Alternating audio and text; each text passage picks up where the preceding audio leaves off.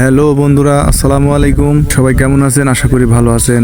আজকে চলে আসলাম নতুন একটি মজার গল্প নিয়ে। তো আশা করি সবাই ভিডিওটি শেষ পর্যন্ত দেখবেন।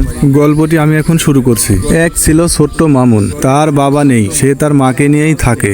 মামুনের বয়স তখন 5 বছর। সে স্কুলে যাইতো এবং স্কুল থেকে এসে তার মায়ের পাশে বসতো, গল্প করতো, গান শোনাতো। হঠাৎ করে মামুনের মা একদিন অসুস্থ হয়ে যায়। মামুনের ভয় হলো।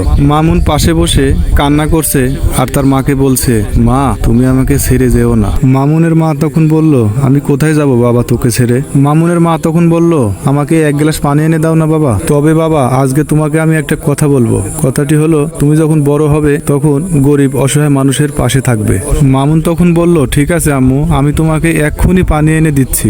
মামুন বলল, ঠিক আছে আম্মু। এই বলে ছোট্ট মামুন তখন দৌড়ে পানি আনতে গেল। মামুন পানি নিয়ে এসে বলল, আম্মু জলদি পানি খেয়ে নাও। কিন্তু তার মা কোনো কথা বলল না। ছোট্ট মামুন হয়তো বা জানে না তার মা আর বেঁচে নেই। মামুন তখন তার মাকে ধাক্কাতে থাকলো আর কাঁদতে থাকলো। তার অনেক কান্দা দেখে আশেপাশের মানুষ চলে আসলো। অবশেষে মামুনের মায়ের তখন দাফন কাফন শেষ করা হয়। অবশেষে মামুন অনেক লেখাপড়া করে ডাক্তারি পাশ করে। মামুন তার নিজের গ্রামে একটি হাসপাতাল খুলে সেই গ্রামের গরিব অসহায় মানুষের ফ্রি চিকিৎসা করে।